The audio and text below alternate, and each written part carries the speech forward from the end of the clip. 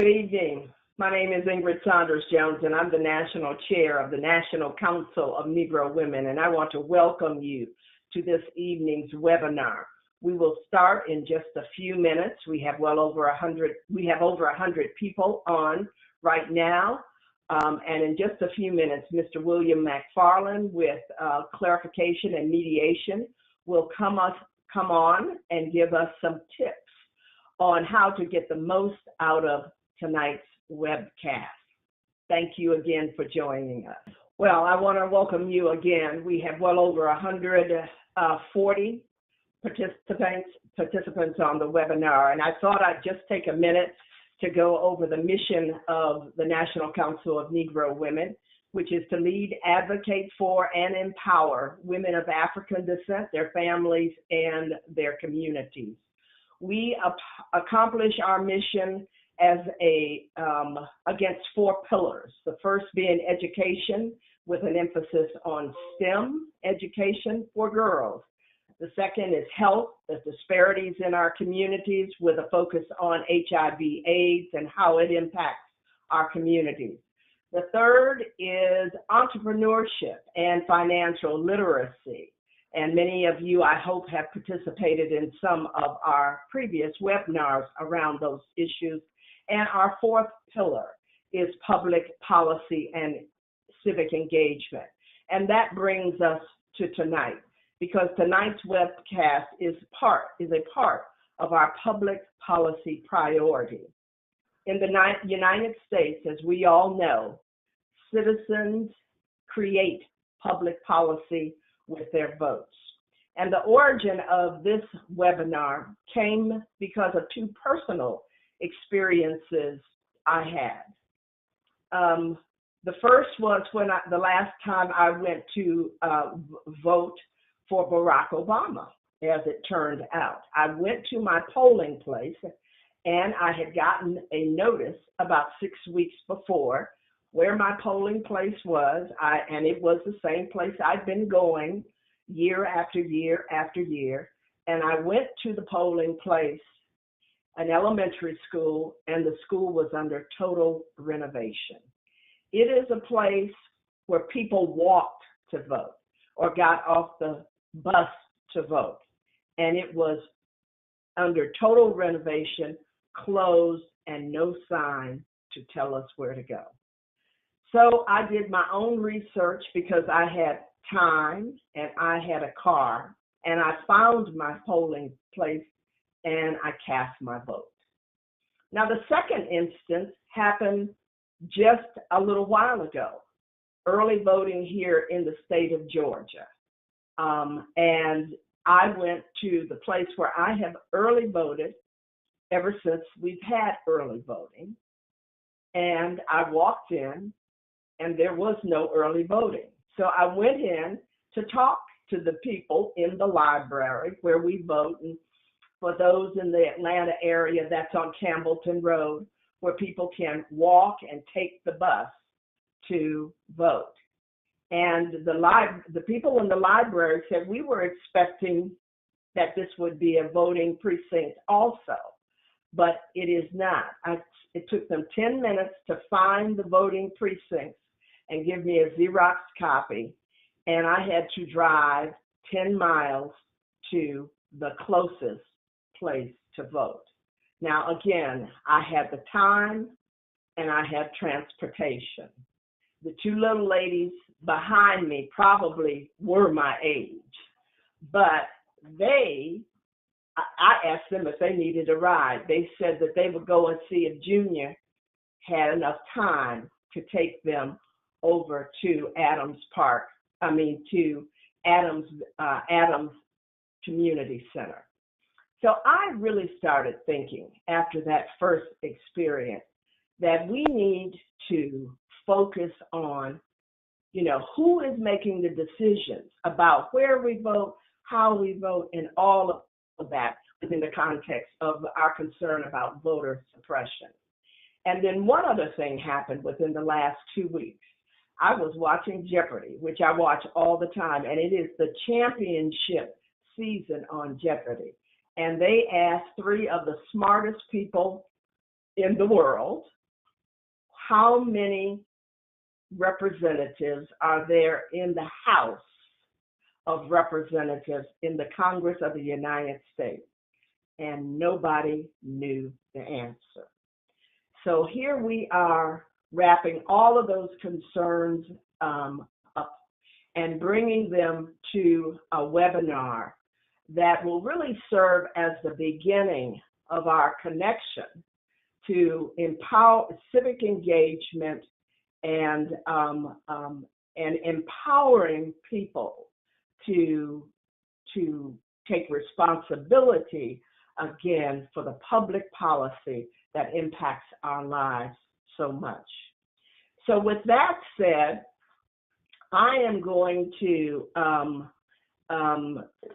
just say that we are very grateful to the presenters, and I hope we saw them on the agenda.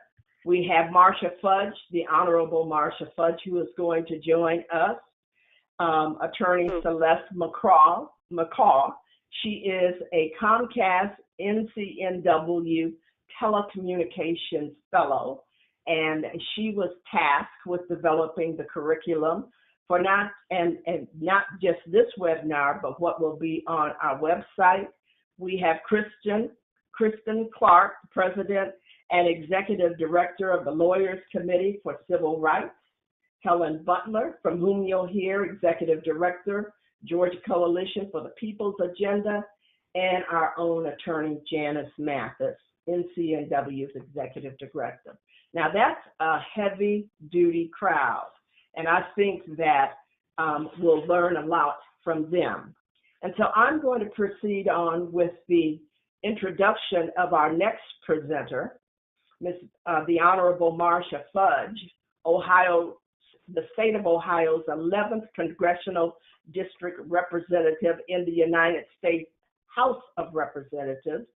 She is known in her district and across the nation as a fierce and fearless advocate, an effective advocate for education and for children, women, and families.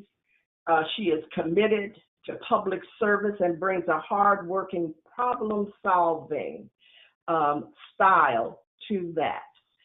Congresswoman Fudge earned her bachelor's degree in business from The Ohio State University and a law degree from the Cleveland State University, Cleveland Marshall School of Law. Her work ethic is unquestioned. She problem solves and she builds collaboration, and that has earned her a reputation among her colleagues in Washington and at home as an insightful leader and knowledgeable legislator. We could think of no more appropriate person to open the webcast and put an emphasis, if you will, on what is at stake. Congresswoman Fudge. How are you? Can you hear me? How are you? Thank you so much. I can hear you. All right, very good. I'm great, thank you. A pleasure to be on this call with you all this evening. I'm sorry I couldn't join you through the actual webinar, but I'm in motion, so I wanted to make sure I could just say a few words. So again, thank you for allowing me to participate. Let me just start out by saying that this November is not just going to be an election day on November 6th. It's going to be Judgment Day. If we don't take this opportunity to put some kind of a check and balance on the president and the administration of this country, we will not be able to change it in my lifetime. It is significant that we understand what really is at stake. Certainly the judiciary off the top. We are now putting in place judges who not only are not qualified, but whose ideology is so extreme that these people will serve on the bench for another generation. We have to look at education funding, which is being cut significantly year after year after year, because they really do not believe that public education is worth investing in. We have to look at things like SNAP. We have to look at what they're doing with HBCUs, with healthcare. The budget we're looking at right now is going to take benefits away from Medicaid, Medicare, and Social Security. Let's not even talk about our very democracy is at stake, and decency and respect are at stake. But all of the regulations that have been put in place over the last administration are being rolled back to our detriment. Immigration is another huge issue, and I know so many of you think maybe it doesn't affect you, but nobody ever talks about the people who come from Africa or the Caribbean. It is a huge problem as they talk about doing away with the lottery and doing away with other things that are going to affect nobody but black people. So there is so much at stake that I hope you will stop not only and talk about it amongst yourselves and your friends and your church and your coworkers, but take another step and make sure that you talk to people on your street. Make sure you talk to everyone. Get people registered to vote now so that when we start our get out the vote, everybody's going to be ready to go. And I think that's really what I wanted to say. I hope that that has been helpful, because as I look at where we're going, we are really on a sinking ship. And I think that people feel that they are hopeless and helpless to do anything, but the responsibility is ours, and it's something that we just must do. Right. We thank you so much, Congresswoman Fudge, because we know what your schedule is like. So thank you again for joining us, and I'll see you soon. Very good. Thank you all. Bye-bye. Bye. Yeah, I would like to thank Congresswoman Fudge again for just, laying the foundation for the importance, of tonight's webinar. Before joining NCNW, I practiced law in New York City. So although I'm an attorney by trade, I'm a citizen by right. So as citizens, and even as non-citizens, it's so important that we educate ourselves on the democratic framework upon which this nation functions and within which we function every single day. So that brings us to Voting 101. The U.S. Constitution establishes the infrastructure of our country's government and its fundamental laws, one of which is the right to vote. We vote for our elected officials on 3 levels: the federal level, state level, and local level. As you may have learned in your high school American government classes, there are 3 branches of government. There is the legislative branch, the executive branch, and the judicial branch. So on the federal level, the legislative branch consists of Congress, which is comprised of the Senate and the House of Representatives. And the legislative branch is charged with creating our country's laws. The president and the vice president are within our executive branch of government, and the executive branch is charged with enforcing the laws that the legislative branch creates. Lastly, the judicial branch is comprised of federal courts, with the United States Supreme Court being the highest court, and the judicial branch is charged with interpreting the laws that the legislative branch creates and the executive branch enforces. So as voters, we elect the members of Congress, and we elect the president and the vice president, who in turn appoint and confirm these federal judges and members of federal agencies and cabinet members. So voting in federal elections is extremely important. As an example of this importance, I'm going to take this moment to highlight Higher Heights, which is a national organization dedicated to building the political power and leadership of Black women. Yesterday, Higher Heights partnered with Equal Pay Today to speak out on the wage gap of Black women. And they made it clear in their advocacy for hashtag Black Women's Equal Pay Day that in this critical year for our nation and at this pivotal moment for democracy, Black women nationwide, like you, like me, we need to start demanding more for our contributions, our dollar, and our vote. So make sure that you have a voice this upcoming midterm election. Okay. All right. So in general, there are 2 steps to the election process, the primary election and the general election.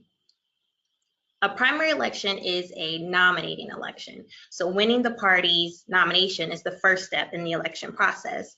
It narrows the field in a political party to one individual for a specific office. So some states hold jungle primaries in which all candidates for the same elected office, regardless of their political party, run against each other all at once. I believe Louisiana holds jungle primaries, but if you want to learn more about this, there is a bit more information included in your handout. The second step to the election process is the general election. And a general election is the election in which the voters make the final choice from among the party nominees and the independent candidates for a specific office. So this year, a congressional midterm election will be taking place. And a midterm election takes place at the halfway point of every US president's term in office. So every US president serves for 4 years, right? And members of the House of Representatives are elected for only 2 years at a time. So every presidential term is punctuated at the 2-year mark by a midterm election for all 435 seats in the House. In addition, the term of a US Senator is 6 years, which means that during every midterm election, constituents will also be voting on roughly a third of the seats in the Senate. So this year, the congressional midterm elections will mostly be taking place on November 6, 2018. So to find your state's registration deadline, you can go to the Voter Participation Center's website, the link to which is also included in the handout. There are different deadlines for mailing in your registration, registering online, or registering in person. So definitely be mindful of that. So ultimately, here's the question of the night. Are you registered? Mr. McFarland will put up a poll for everyone. And while we are waiting for everyone to cast their ballots, for the poll question, I would like to point out a couple resources that you can use to actually see what your ballot will look like on the day of the election, to check to see if you're registered, if you're unsure that you are, and to gather more information on how to register to vote in your state. So one resource is vote.gov, and the second is rockthevote.org. So I'm going to give a couple minutes for everyone to, respond to the poll question and see how we're doing as far as registration numbers.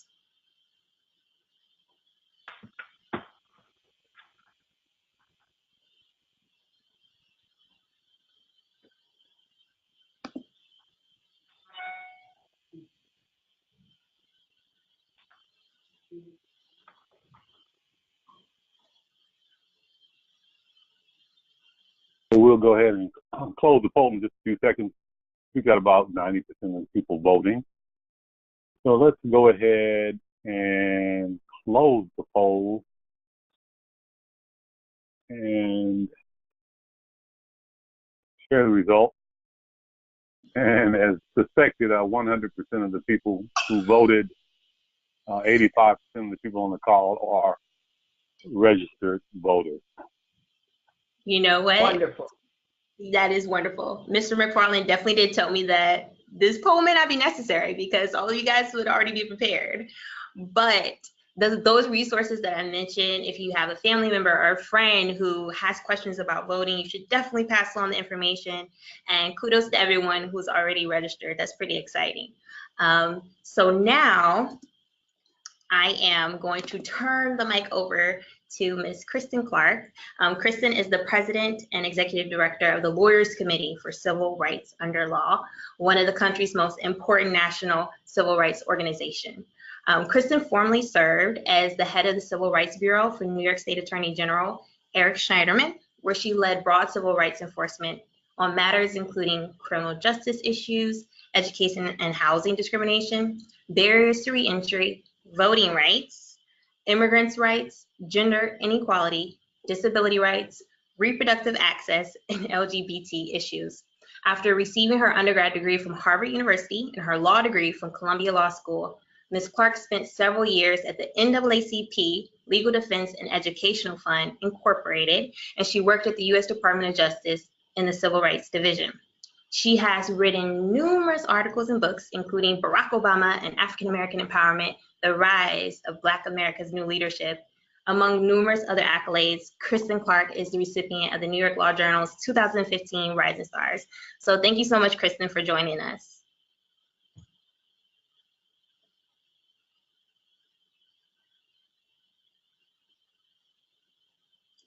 Kristen, are you there?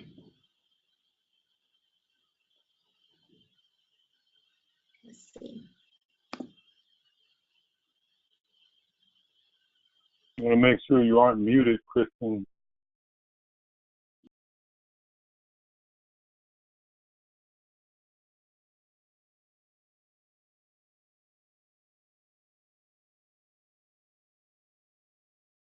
Okay, she may be muted.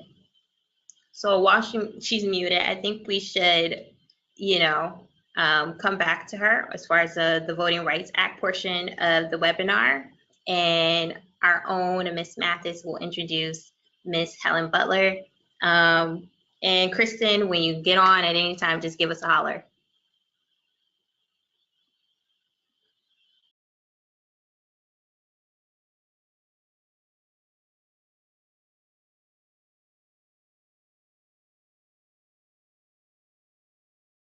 Good evening, everyone.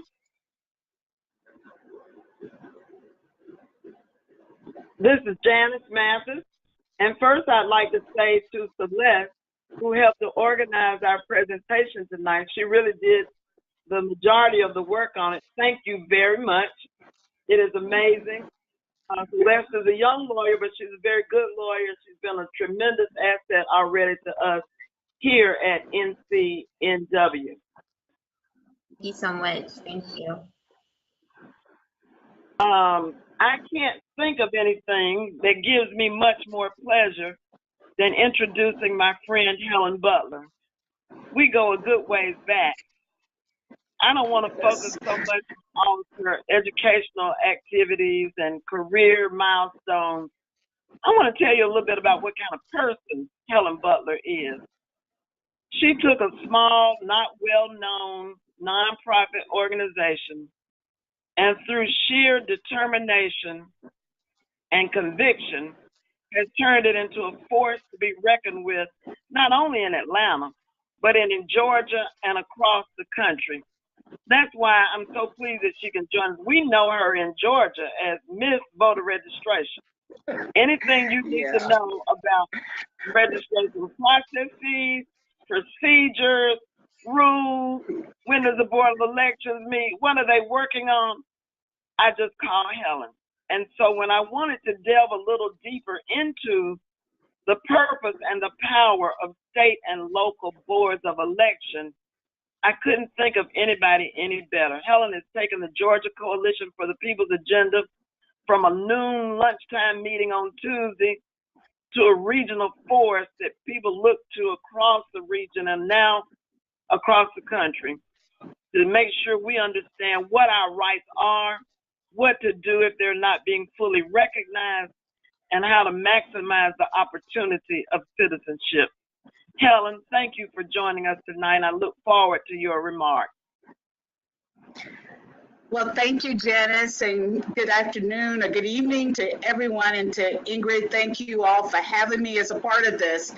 And what more can I say about the boards of elections and how important that is, because that's where the rubber meets the road right there, because they are responsible for overseeing all activities with regards to the voting process.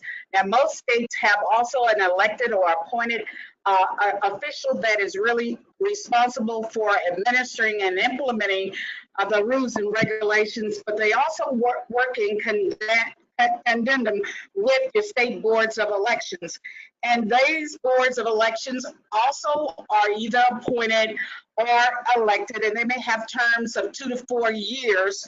And they meet monthly, most of them, and those meetings are open to the public. And what better way to get involved and to know what's happening with regards to what laws have been passed, what will be the processes and procedures involved, than being at those meetings to understand how important and how they can impact your access to your power, because your vote is your power. They do have minutes that they actually have at either those meetings. They're recorded, and you can always get them because you want to know what's happening with those boards of elections.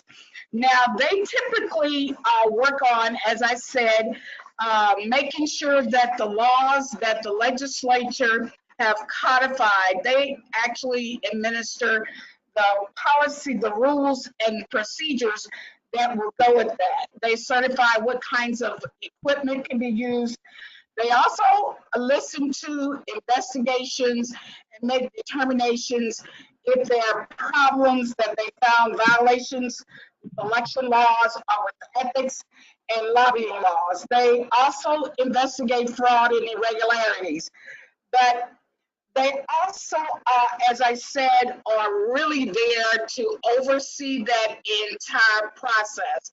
And we do not always avail ourselves of that state election board to ensure that we have equity and equality in the administration of our election laws.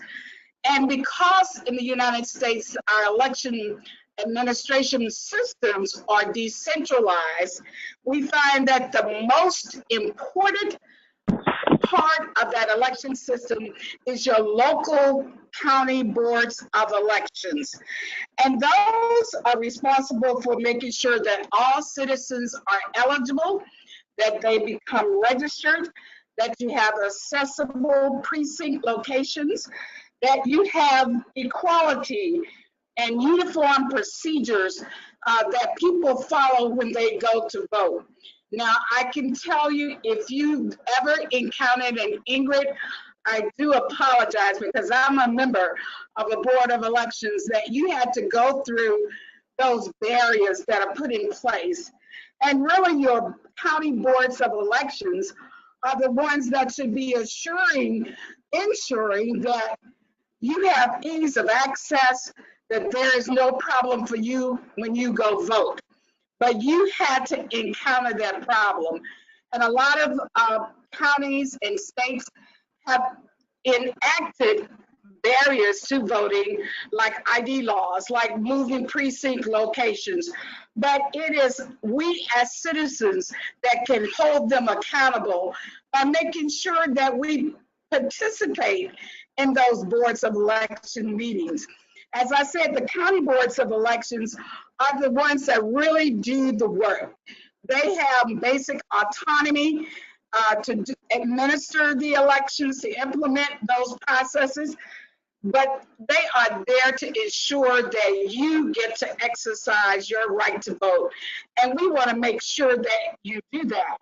Attend those boards of elections because once you attend, that puts them on notice that they are being held accountable.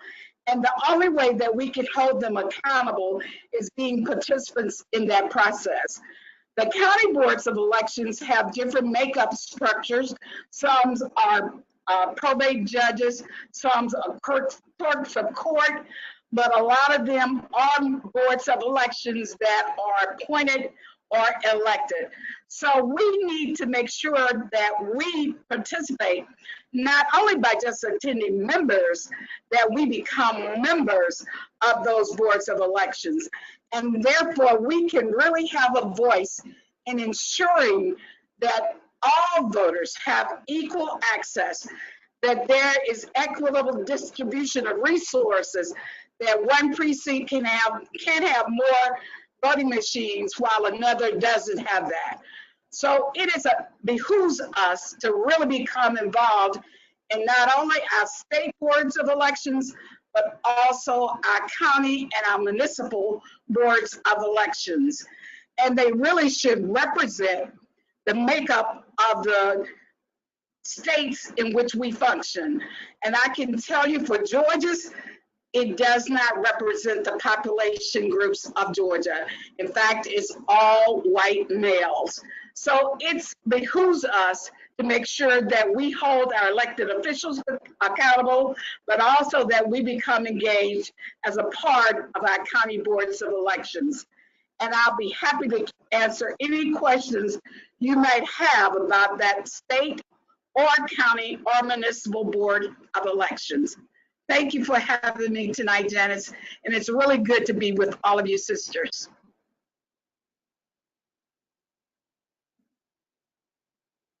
Thank you, Helen. We appreciate that. And I think what we'll do at this point is, Celeste, could we stop maybe and take a few questions now? Or we could go on with the schedule as it was originally prepared. What do you think? I think we should stop. We've given them a lot of information. So I think this is a perfect time to ask any questions if you have them. And Mr. McFarland, if there are any raised hands, let us know. And yeah, so we're gonna open up the floor for questions. Okay, got a couple of questions that I can assign to you for the last. Okay. You can check your questions. Now, I do have a few people with raised hands as well. I'd like to take the raised hands first, or would you like to deal with the questions? I'll go through the questions and then we can go to the raised hands. All right. Okay. So this is a question from Ariana Poole. She asks, what is the relationship of the County Board of Elections to the League of Women Voters? The League of Women Voters is an independent nonprofit organization. It's really not connected to the county boards of elections. They just work to make sure, just like NCNW, just like the People's Agenda and other organizations, they work to ensure that people have a right to vote. So the League is not really connected with the County Board of Elections. It's a nonprofit organization. Okay, great. Thank you, Ariana, for your question. Okay, so Helen, what is the website to go to for County Board of Elections information? If you want to know for the United States, are we talking about for Georgia? If you're Georgia specific, you can always go to the Secretary of State's website, sos.ga.gov in Georgia. But the National Conference of State Legislators has done great research on county and state local boards of elections, and that's a great way to find out about your particular state. Or you can go to your state's website, because each state typically has a Secretary of State who is the prime election official that implements the laws. So you can go to their website to get information about the local county boards of election and municipal boards of elections. Okay, great. Thank you, Belinda, for your question. Okay, I think that's all the questions I have sent to me. If there are any raised hands, Mr. McFarland, then we can take those too. Okay. Now, in order to recognize people with raised hands, I'm going to need help from those individuals, because I see that most people have muted themselves as well. We have a Jericho Williams. I am going to unmute you, Ms. Williams, but you would need to hit that telephone handset and unmute yourself if you'd like to ask the question. Go ahead. Good evening, everyone. My question is not related to anything that Helen just shared with us. I wanted to know if a recording of this webinar is going to be available upon completion tonight. I would love to have it shared with members here in DeKalb County and some of my other networks, whether it's an audio, a video, or a transcript. Will that be available? Yes, we actually are video recording this session. Mr. McFarland knows more about the technology behind it, but it's definitely going to be recorded so you can use it as a resource later on. Thank you so much. Thank you. Debbie Hillman, you will likewise have to hit the telephone handset to unmute yourself if you'd like to ask your question. Ms. Hillman. I, like Derica, just wanted to make sure that there would be a recording that we could share with our members and with other networks. Okay. And so the question was answered. Thank you. Christian Smith. Please hit the telephone handset on your control panel if you'd like to ask your question.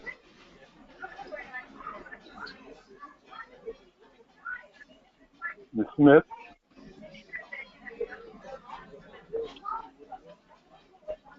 We'll try Ms. Gamage. Ms. Gamage Ahmed.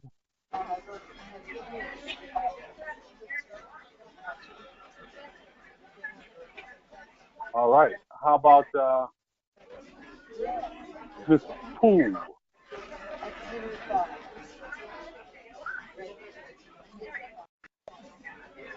Mrs. Poole actually had her question answered already. The All right. County BOE and League of Women Voters. Thank you. Marion Lark.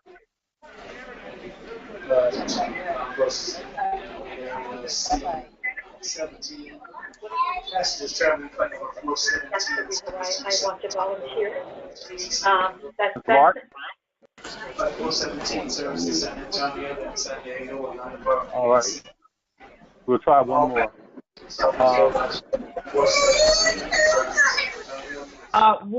Mr. McFarland, this is Ingrid Saunders Jones. Yes. Somebody needs to mute their phone? We have, I don't know if you're hearing it, but I'm hearing a lot of background noise. All righty.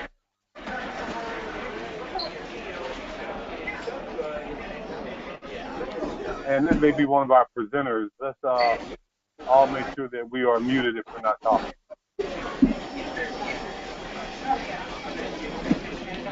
Hold on for 1 second. Let me mute everyone and then unmute.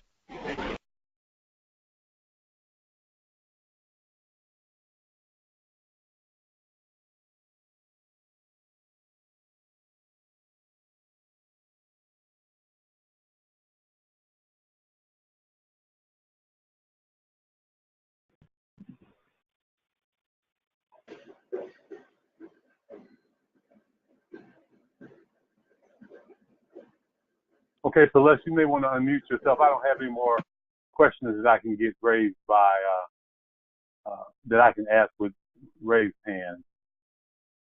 Okay. And I see that Kristen has joined us.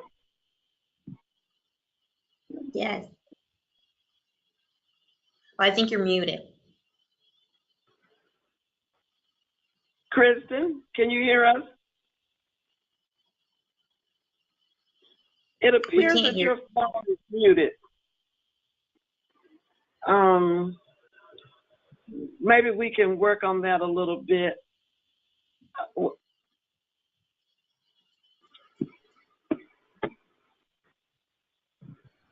Yes, Christian, you are muted, but not by the organizer. You would have to unmute your phone by hitting the telephone handset in order for us to hear you.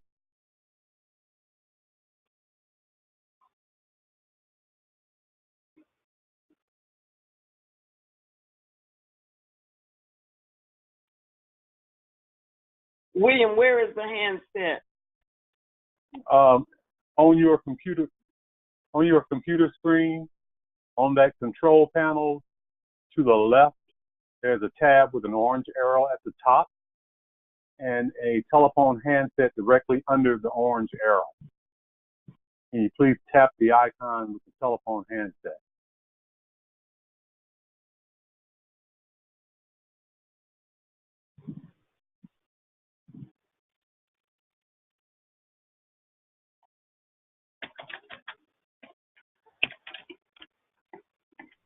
Try speaking to us now.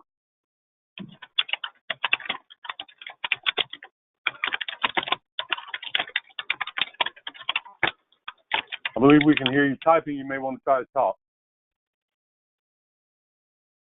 Well, I actually think that was me. Oh, okay. Chris, there is a handset on the right of your screen. There's an orange arrow. You should see an orange arrow at the right of your screen. If you could tap that, you'll see a telephone and you can unmute your phone. Do you see it?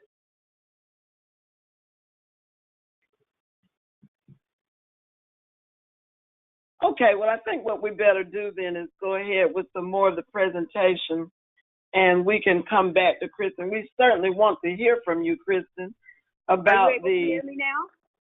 Yes, Yes. yes, Okay. yes. Good evening. Wonderful. Thank you so much. Apologies for the technical difficulties. No, it's fine. No, it's necessary. We introduced you earlier and told all the glowing things about you and your work, but Celeste, you want to repeat a little bit of that so Kristen can hear all the wonderful things we think of her? Of course. So Ms. Kristen Clark, like I said earlier, is the president and executive director of the Lawyers Committee for Civil Rights Under Law, which is one of the country's most important national civil rights organization. After receiving her undergrad degree from Harvard and her law degree from Columbia Law School, yay, Ms. Clark spent several years at the NAACP, Legal Defense and Educational Fund Incorporated, and she worked at the U.S. Department of Justice and the Civil Rights Division. She has written numerous and books and received numerous accolades. And so we are so honored and excited to have you here with us, Kristen. Thank you so much for having me, and thanks to Janice Mathis and everyone involved with tonight's webinar for your leadership. I can think of no other issue more timely or important than voting rights at this moment in our democracy. I will dive right into my presentation, and I want to apologize for the technical difficulties at the outset.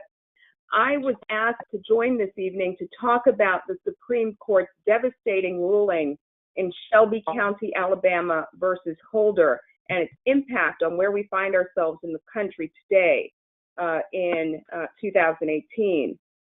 5 years ago, the United States Supreme Court, under Justice Roberts, issued a ruling that gut the heart of the Voting Rights Act. The Section 5 preclearance provision of the Voting Rights Act is one of the most important tools that we have had in the country for the last several decades that has helped to block and deter voting discrimination. The court gut that preclearance provision that required that 16 states, many of them in the South, many of them with very significant numbers of African American voters, obtain federal review of voting changes before they could be put into place. And through that preclearance process, we've literally seen hundreds of discriminatory voting laws that were blocked and prevented from ever going into effect. Since that ruling, we have seen the floodgates of voter suppression open up across our country. On the day that the Supreme Court issued its ruling, Texas moved forward with one of the most restrictive and discriminatory photo ID laws that we have been fighting at the Lawyers Committee for Civil Rights Under Law, along with our partners, for the last 5 years. When that law was put into effect, there were literally tens of thousands of long-standing voters who were disenfranchised because they were without one of the forms of qualifying ID. And we've been battling the state of Texas for the last 5 years in federal court.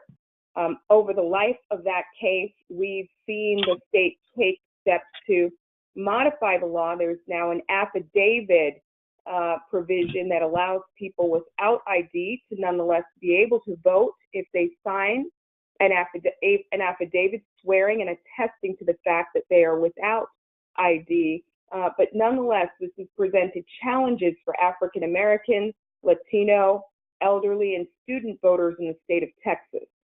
North Carolina's monster voter suppression law, which restricted early voting hours, which eliminated pre-registration for 16 and 17-year-olds. This was also a law that went into effect after the Supreme Court's ruling. The short takeaway is that the Supreme Court really opened the door to voter suppression with this case, which has made our work as leaders, as advocates, as concerned citizens incredibly difficult when it comes to preserving access to the ballot box for African Americans. It requires tremendous vigilance on our part because local and state officials have absolutely taken advantage of this opportunity where we no longer have the protections of the federal government in place. to put measures on the books that make it harder to vote. Now, why does this matter? In 2 years, we will embark on the 2020 redistricting cycle in this country. And we have seen that Section 5 preclearance provision operate at its best and at its height during redistricting moments in our country. If you look at the trajectory of Section 5 objections across a decade, you see the largest numbers at the start of the decade when jurisdictions seek to pack Black voters into districts or spread Black voters out across districts in ways that dilute our influence. And through that critical piece of the Voting Rights Act, we've been able to bring some level of normalcy to redistricting and prevent the voluminous numbers of challenges and lawsuits that we would have otherwise seen. So here we are, preparing for the 2020 redistricting cycle without that provision of the Voting Rights Act in place for the first time in more than 5 decades. And now is the time for us to really be working on gearing up, empowering and preparing our communities to be active participants in redistricting, whether you're talking about congressional redistricting, state legislative redistricting, counties, city councils, school boards. It is critically important that we be prepared to turn out, hold our election officials accountable, offer up alternative maps, and speak up where they attempt to take action that would hurt us in the redistricting process. Let me talk a little bit about where we find ourselves right now with respect to the 2018 midterm election cycle. No doubt, local and state election officials are resorting to a voter suppression playbook when it comes to voting rights in our country. And I want to walk through very quickly some of the tactics and measures that officials resort to most frequently when it comes to suppressing our right to vote. Photo ID tops the list. And for many of you all who are watching and listening, I am going to gamble that many of you have driver's licenses and you have cars. I'm going to gamble that many of you fly on planes and have passports. But the reality is that there are many poor people on the margins in our country who rely on public transportation and have no reason to have a driver's license. Many impoverished people who've never been on a plane. And many of those people are disproportionately African American, Latino, and minorities. And so it's important that when we hear photo ID invoked, and we just heard this from President Trump last week at a rally, that we speak up and we speak loudly against this. This is an unnecessary hurdle that peels people off at the margins. And those are the voices that we need in our democracy for it to work. So no doubt photo ID is a tactic number one, and it's important that we speak out against this. Another common tactic that we are seeing that has been pushed by Chris Kobach, who is one of the leading voter suppression figures in our country, is proof of citizenship requirements. May sound innocuous, but let me explain what's so problematic here. In our country, when you register to vote, you sign that registration form.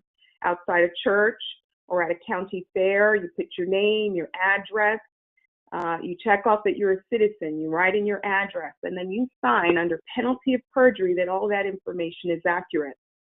That system of registering to vote has worked in our country for decades, but now people like Chris Kobach are requiring that you attach a copy of your birth certificate, attach a copy of your passport to prove that you're a citizen before they'll process your voter registration form. Another tactic that we must push back on, it's all about erecting unnecessary and burdensome hurdles that will peel people off at the margins, making it harder for them to vote. Another tactic is purging people from the voter registration rolls. And here I want to credit the work and leadership of folks like Helen Butler and other advocates who have been vigilant in watching what local officials are doing under the cover of darkness. In Hancock County, Georgia, officials started to hold meetings where week by week they would vote to remove people from the registration rolls. Helen Butler alerted our organization to this. We started to dig in and investigate and found that the overwhelming majority of people that this town was slowly working to strip away from the registration rolls were African Americans. We filed suit and we prevailed, but no doubt voter purges are tactic number 3 that officials are resorting to right now in this election cycle to tilt the balance of power in our country. Polling site consolidations. You hear many jurisdictions saying we're going to create mega centers and take action that will make it easier for people to access the polls, when the reality is that these measures require that people travel greater distances and create unnecessary burdens in order for people to vote on election day.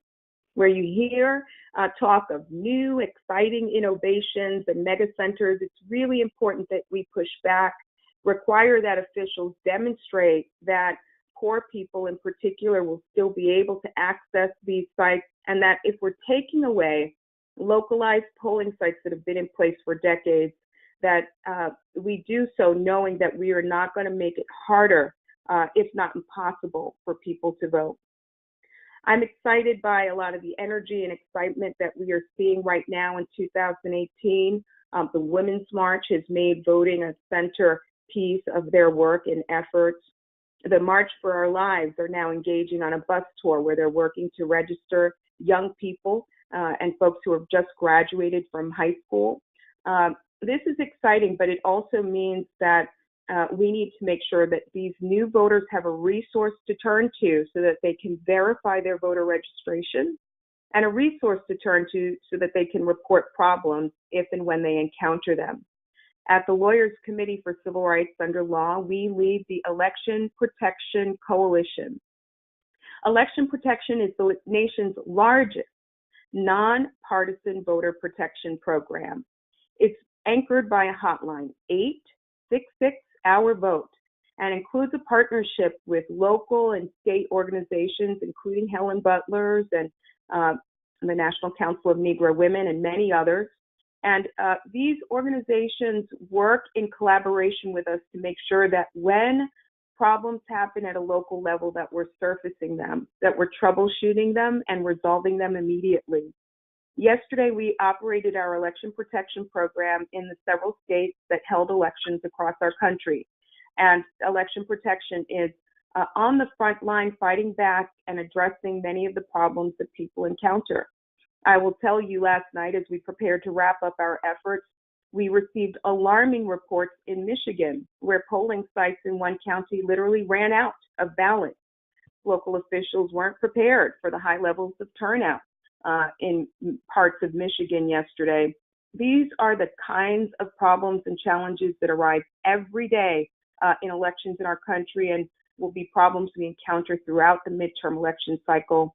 I encourage everyone watching this program to integrate election protection into your work and efforts. Promote the 866 Our Vote hotline. Make sure that people are reaching out with questions, with complaints, surfacing issues, and calling to verify their voter registration status, calling to verify their polling site location, calling to make sure that they know about all of the regularly scheduled and special elections that may be happening in their community. I'll wrap up now by flagging 2 other important issues that must remain on our radar if you are concerned about access to democracy today. The Census 2020 will get underway very shortly. My organization and a number of others have filed suit against the Trump administration over their devastating 11th hour decision to add a citizenship question to the census form. May sound innocuous, but this hasn't happened in decades and is no doubt the kind of question that will deter people from participating in the census. And that includes African and Caribbean families in our country and other African American households that may be home to people who are undocumented and seeking a pathway to citizenship. This is a racial justice issue with tremendous implications. We hope that we'll prevail in this fight, but now is the time to start laying the groundwork and making sure that people understand what's at stake with the census. The census is a tool that's used to disperse billions of dollars in federal funding for schools, for hospitals, for road construction, and so much more. We need to make sure that Black communities get their fair share of those dollars, and the only way that fair allocation happens is if we are counted fully and accurately. So I hope that you will take a moment as you promote the importance of voting and turning out to also let people know it's important to participate and turn out the count in the census. Finally, I'll also note that there is an important Supreme Court nomination now underway. Judge Brett Kavanaugh of the D.C. Circuit has been nominated for the vacant seat on the Supreme Court, and this will no doubt be a bitter and protracted battle. This nomination stands to transform the balance of the Supreme Court for decades to come. And Brett Kavanaugh's record when it comes to voting rights raises grave concerns. He is somebody who signed off on a South Carolina photo ID law that was strongly objected to by the Justice Department. And he's also issued a number of devastating rulings that impact communities of color on cases concerning reproductive rights, environmental justice, and so much more. I hope that people will also take a moment to make sure that they're reaching out to their senator and telling them, do not railroad this nominee. It's important that the Senate take its time to carefully unpack and examine Judge Kavanaugh's record with a particular focus on whether or not he will be fair and impartial on issues and questions concerning civil rights, issues that impact the rights of African Americans under the Constitution, and whether or not he will fairly interpret and apply federal civil rights laws. All of these issues, voter suppression, the census, and the Supreme Court matters if we want a strong, fair, and robust democracy in our country.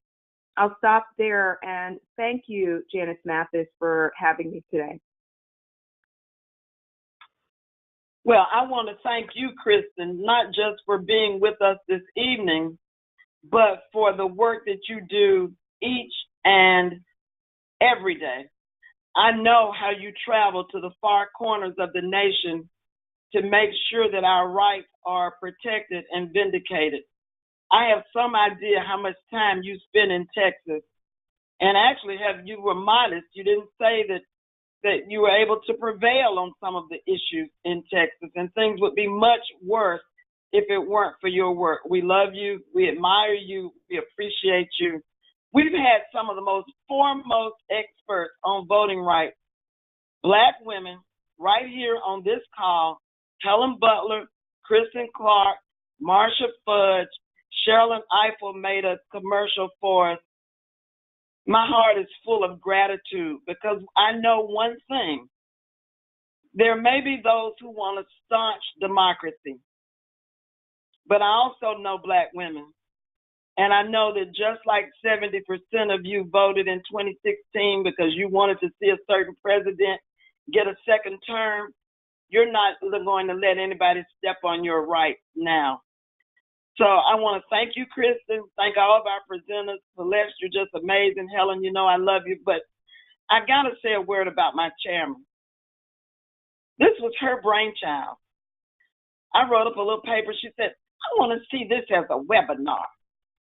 And I think we ought to do this for the whole country. Well, you know what? It may not be the whole country, but there are 218 activists on this phone, all of whom are registered to vote. And I know what happens when you have your mind made up. You're not going to be denied. And frankly, if you look at our history, if we were capable of being destroyed, we would have been destroyed by now. And what we face in this election and with redistricting and with census and the Supreme Court is a light affliction compared to what our grandmothers and great-grandmothers had to endure. I know we're up for the task. But let me just calm down a minute, Ms. Jones, and go back to the script, because what I really want to say is to our NCNW sections who I know are on the call. This is a call to action. We've covered a lot of territory tonight, but it won't do us much good to cover it alone. Between now and November 6th, there's one issue, and that issue is let's go vote. Let's go vote. Someone said we need to, I believe it was Marsha Fudge said at the very beginning, we need to rebalance. We need some checks and balances on our government. It's our job to restore those checks. And the way we do that is not just with our vote. That would be simple. We're going to vote. But we need our nephews and nieces, our employers, our significant others, our pastors. We need to, you know, I think about the movie Driving Miss Daisy, which I liked a lot because it was set in Atlanta and Druid Hills. Miss Daisy sat in the back seat. Miss Daisy didn't drive nowhere. Miss Daisy had somebody to drive her. This is a time when Black women need to get in the back seat and tell everybody else where to go, because we know where to go. We've proven that we know the direction. We know how to get there. So how do we do that? There are any number of ways. Let me count some of the ways. We can host town hall meetings. We can write op-ed letters. We can whisper in our pastor's ears and say, Brother Pastor, I need you to talk about voting this Sunday. We can help people with early voting. We can do souls to the polls. If you make up your mind that you want to act, there's no end of the ways that we can be effective advocates and get people to the polls. We can help people get the IDs that they need. We can make sure we go to those Board of Election meetings. And if we hear about changes, precincts being moved, closed, early voting being contracted and not extended, we can shout real loud and tell people about it. And I think that's what Ms. Jones wants us to do at this point, is to make sure that we spread this information. It's good to have the information. It's better for us to spread it among our friends and children. And I would say, take your children. They may not be old enough to vote yet, but I remember my first political experience. My mama made me a birthday cake on October 21st, 1960. And we sat down and watched John Kennedy debate Richard Nixon. And a few days later, we went and handed out leaflets for John Kennedy because she decided that was her candidate. I've been enthralled by politics ever since. Take your children to these meetings so that they can become lifelong activists who understand the power of voting and the power of having a voice. Well, I want to stop there, but I will say this, close with a hashtag. You know, everything needs a hashtag, right? So our hashtag tonight is hashtag too much at stake. Hashtag too much at stake. Hashtag too much at stake. We want to stop now. We've got time for some questions, and then Ms. Jones is going to close us out. Thank you all very much, and good night. Questions, Yeah, so anyone? we have a lot of questions. I have a question for Kristen, actually. Good. Yes. So, Kristen, do you have a one-page fact sheet outlining, the issues that local organizations can use that discuss in group meetings and for GOTV events? We have extensive information on our election protection program that are available on our website, lawyerscommittee.org, or you can visit 866ourvote.org. There you can find materials, know your rights documents, and other things that you can print out to support your local organizing, advocacy, and voter education efforts. Great. Okay. So we have another question too. We have a question from Sonia Ladd. She said, thank you for this information. How can we ensure the location of our voting precinct and or verify our voter status? Well, I'll just jump in there if I can and say that this is precisely the purpose of election protection and the 866 Our Vote hotline. Everybody who is participating in this important webinar should feel free to integrate that into their materials, put it in their Sunday programs, post it on your social media platforms. 866 Our Vote is a go-to resource to verify your voter registration status, confirm your polling site location, or confirm the election calendar in your community. We hear too many times that people have a hard time getting through to their local registrar or getting a call back. So we encourage people to use 866 Our Vote to support and round out their advocacy efforts.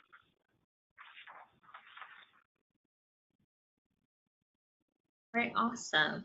Okay, so our next question is from Maria Biller Wright from Charlotte, North Carolina. She said, does offenders on house arrest, can they vote, or are their voting rights relinquished?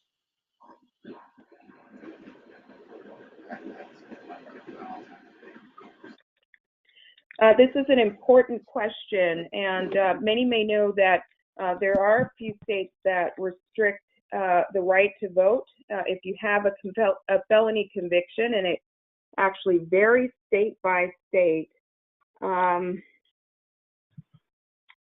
Any attempt to register to vote while you're an active felon in North Carolina is a felony. However, after completing all the terms of your sentence, including parole, probation, and paying restitution, you have your rights restored automatically in North Carolina. So if you're not on parole, not on probation, and not paying restitution, your rights are automatically restored in North Carolina. And let me just say that it's a disgrace, those states that continue to restrict the right to vote based on a felony conviction. We know that these laws have a racist history. We know that these laws were put on the books explicitly to keep African Americans disenfranchised. I am very hopeful that efforts, there's a ballot initiative underway right now in Florida, one of the worst states when it comes to felony disenfranchisement. I'm very hopeful that we'll see that ballot initiative pass. We want all Americans to be able to vote in our country, and it's disgraceful that we would take away that most sacred right merely because somebody has a conviction, and most certainly after you've paid your dues. People deserve a second chance and should be given the right to vote. Thanks for that important question. Okay, great. Yeah, felon disenfranchisement is a really important issue and topic, so I encourage everyone to continue to research that issue. We also have a question from Lacey Britton. She says, a gracious thanks to our NCNW for hosting this webinar. Will there be any opportunity for partnering with the regional UNCF and Urban League regional offices to inform our local communities of voting awareness?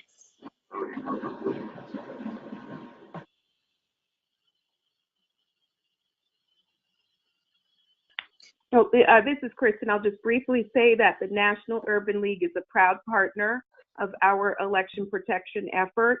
And if you have any trouble mobilizing something in your community or getting the support that you need on a local level, please reach out to us at the Lawyers Committee. We're so proud of our partnership with urban leaguers all across the country. We work well with President Mark Morial and would love the opportunity to deepen our engagement with the local National Urban League offices across the country. Election Protection is here to be a resource for you and here to support your efforts.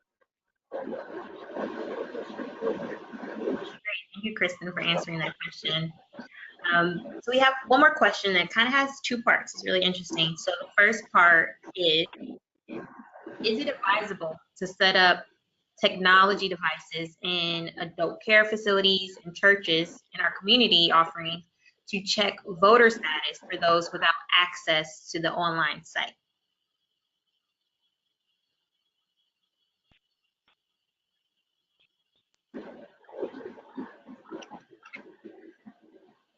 So if I understand that question correctly, the person is saying if we don't have access to a website, what can we do to provide resource at the grassroots level?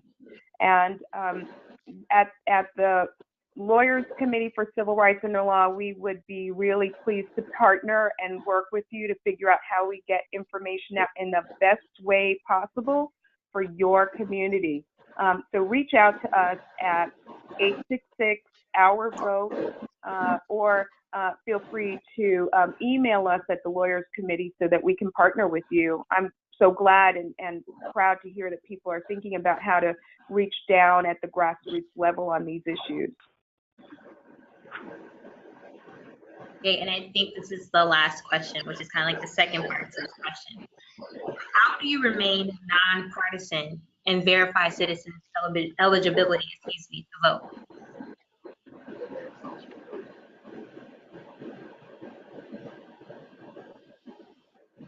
Well, if nobody wants to weigh in here, I'll just say that it is a myth, this idea that non-citizens are seeking to vote in our country. And I think one of the things that voter suppression proponents have done is that they've pushed this false narrative that vote fraud is widespread and rampant in our country. They've pushed forth this false notion that there are people out impersonating the dead on election day, that there are undocumented people who are racing into polling sites on election day. When you think about the climate in our country right now and how dark it is, the last place you'd find an undocumented person is inside a polling place interacting with government officials and bureaucrats. So I really reject, just because it's not supported by any empirical or real data, the notion that this is a problem we need to fix. People who push proof of citizenship are really pushing a problem, a solution in search of a problem. This is not a real issue. The real issue that we face in our democracy today is that too many African Americans are locked out because of laws that restrict the right to vote based on a criminal conviction, that turnout and participation rates are not higher because of photo ID laws and other barriers and hurdles that people face. We need to figure out how we make it easier for people to vote in our democracy today. Awesome. Thank you so much for answering those questions. I don't have any more questions on my end. Mr. McFarland, I don't know if there are any raised hands. There are a few raised hands. Excuse me, if we'd like to try and take some of those questions, we can. Yeah, we have time. Celeste, let's take 2 raised hand questions and then kind of head to our wrap up. Okay, perfect. Great. Ms. Graham, would you like to ask your question? Althea Graham. How about Ms. Larch? Larche? Larche, I'm sorry.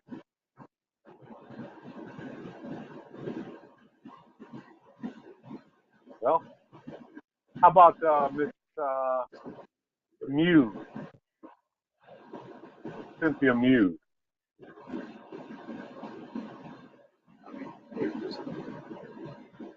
You know, William, they may have had their questions answered. That is possible. We'll try one more. Okay, ask them and give them the process for unmuting one more time. All right, let me see. It's self-muted. Cindy is the organizer. Miss Johnson, you should be unmuted if you'd like to ask your question. Yes. Do you hear me? Yes. Can you hear me? Yes. Yes, we can. Thank you for having this very informative webinar. Learned a lot this evening.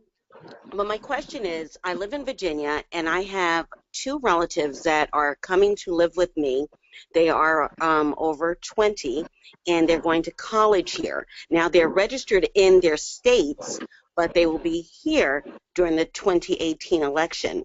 And I wanted to know, do they need to register here, or would they have to send in an absentee ballot?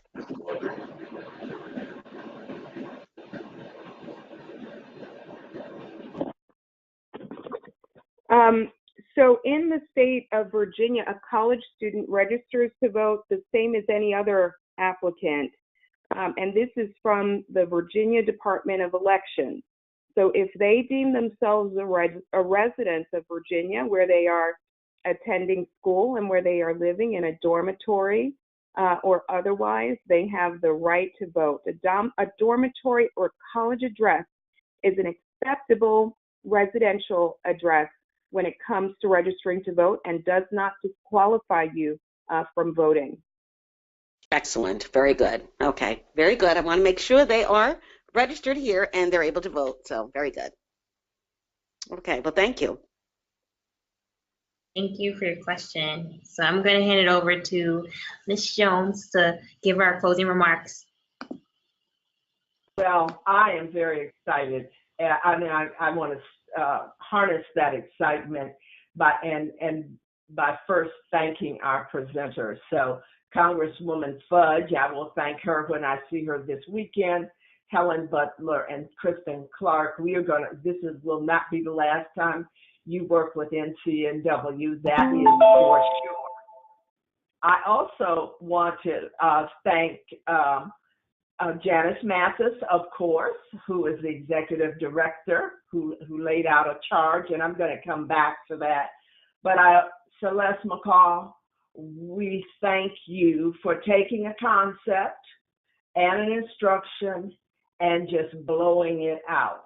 Now, what you see on the screen is an abbreviation of what Ms. McCall will have on our website. And I think from the Q&A, Celeste, we know that we have a lot of information that we need to gather to put on our website. And then we'll do a general, we'll promulgate this information to those on the webinar. And let me just say, we have at this point, and I'm looking at Sinquay over here, 200 and how many? 200. We're down to 199. A couple people have signed off, but we went up to 212. I would like all NCNW members and all of our webinar participants to understand that this information is being provided for cascading. I think all of our collegiate members should have this, all of the sections and all of our community-based sections. We will share this information with all of our affiliates, and in the aggregate, that's over 2 million women. And it's going to be women, especially African American women, who are going to make a difference in this midterm election and in elections 2 years after that. So what we know is we've heard about access to democracy. We know we have election protection issues. We have so much at stake, and we will package all of this up and in a form that can be used, and thank whoever asked that question. So we're going to close by thanking the program committee of NCNW, chaired by Paulette Norvell Lewis and members Belinda Petroso, Davida Mathis, and Linda Bagley, and thank all of the NCNW member participants and anyone else who joined. I do want to make a call to convention. We're having our convention in Washington, D.C., November 9th through 11th. And you could go on our website and have information about that. We have webinars the fourth Thursday and Friday of each month.